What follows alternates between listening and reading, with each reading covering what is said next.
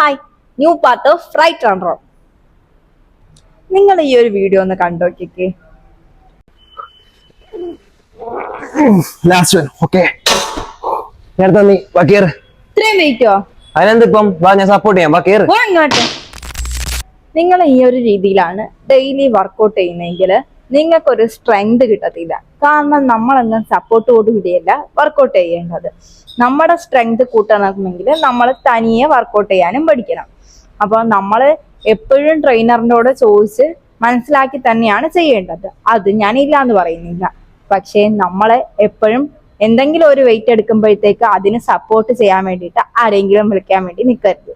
നമുക്ക് എപ്പോഴും സപ്പോർട്ട് ഇല്ലാതെ ചെയ്യാനും പ്രാക്ടീസ് ചെയ്യേണ്ട നിങ്ങളുടെ ഉത്തരവാദിത്തമാണ്.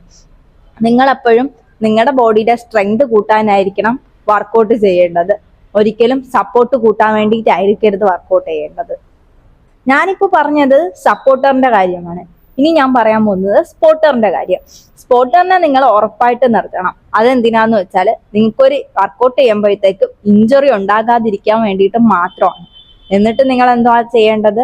നിങ്ങളുടെ വെയിറ്റിനെ പ്രോഗ്രസീവ് ഓവർലോഡ് ആക്കുക.